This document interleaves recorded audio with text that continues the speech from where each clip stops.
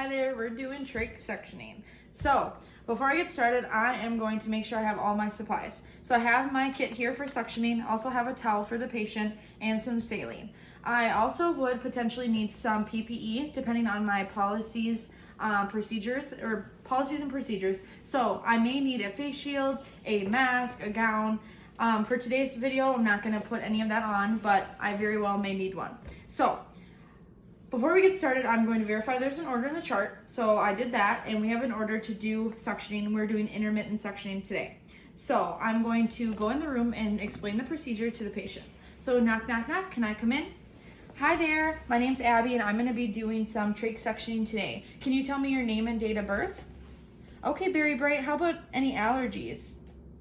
Okay, so I have Berry Bright here. We have 10/12/93 for date of birth and penicillin as the allergy, and it matches everything I have. Okay, so I'm also going to be washing my hands first before I do anything else, creating privacy here, ensuring the patient is propped up to a semi-Fowler's or high Fowler's position. Also going to ensure that there's a good working height for myself, as well as the patient is comfortable. So, along with that, we're going to be doing a small assessment here. I'm going to be doing a respiratory assessment, listening to lungs here.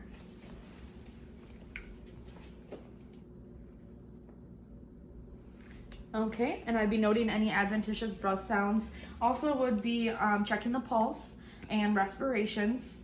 I'd also be monitoring a cough for the patient and cyanosis, noting all that, as well as if the patient had any changes in behavior like agitation or confusion. Okay, sorry.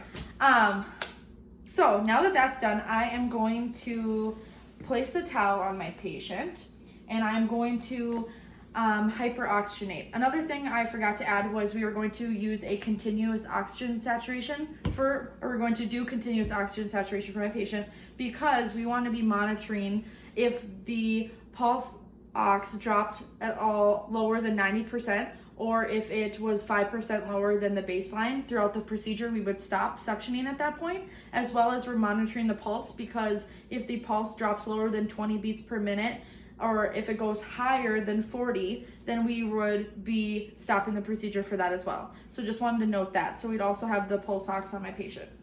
So now that we did all of this, we are going to hyperoxygenate before we do anything else. So for my patient, he has oxygen, so we would additionally want to up his oxygen to 10 liters per minute. If he was on room air, we could want to encourage maybe 2 to 3 deep breaths to hyperoxygenate, or use a bag valve mask to hyperoxygenate. So just doing that. For our suctioning, I don't have the supplies, but I would be wanting to ensure that my suctioning was set up for an adult patient anywhere from 80 to 100 millimeters of mercury. So just so that is noted. So I'm gonna get started now. So I'm going to open my sterile package here, and I'm gonna open it away from me. So I'm going to open away from me, and the first thing I see is the container for the saline. So I'm just going to grab this, and only grabbing the outside, and I'm going to set it aside here.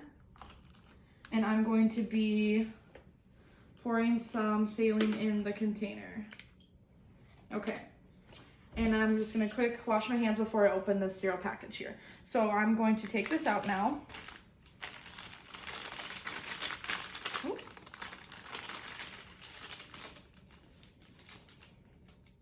Okay.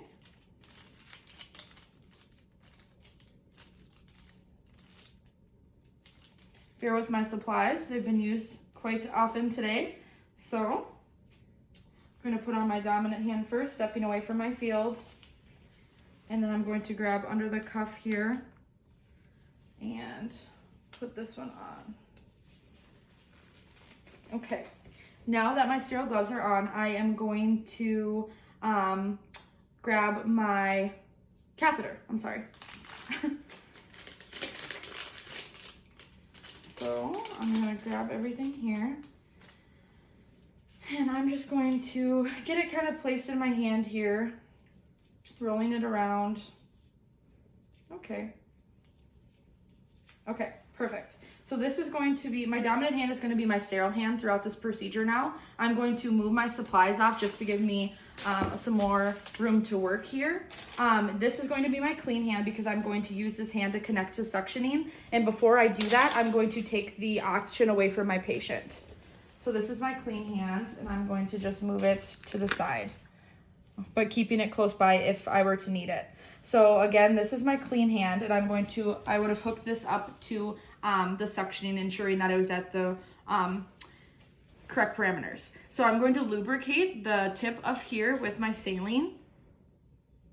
And we're doing intermittent suctioning, so I'm gonna have my thumb up on my way down, and I'm gonna go down, insert, until I feel resistance. I can't go very far with the bear, but until I felt resistance or the patient coughed, then I would take up maybe, I think it's a half an inch, and then I would start my intermittent suctioning. So I would be pressing throughout while I'm taking out the catheter and doing a continuous motion.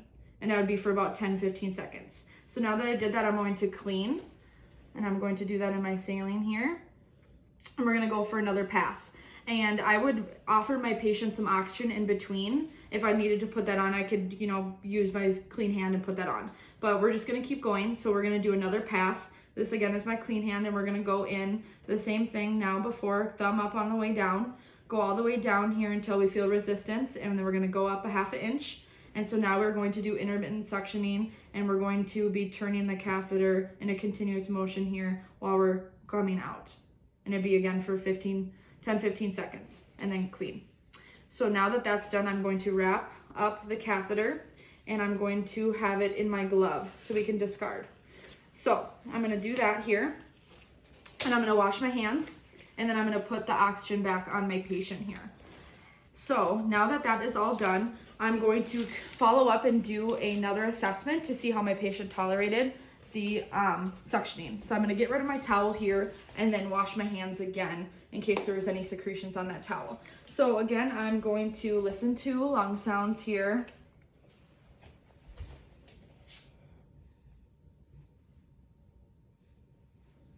Okay, I'm going to be checking the pulse. I would have been checking the O2 sats the whole time, as well as the pulse, again with the parameters I said for stopping suctioning, monitoring for cyanosis, as well as a change in behavior, anxiety, confusion, things like that, and be checking for a cough. So we did the 2 passes. I'm going to ensure that my patient is comfortable and tolerated well. I'm going to return the bed into the lowest position, call light, all of those other things would be done. So now, once my procedure is done, I'm going to document. I'm going to document that we did 2 passes of intermittent suction that the patient tolerated, and I would as well document the secretions, the amount, color, odor, and consistency. And that's it.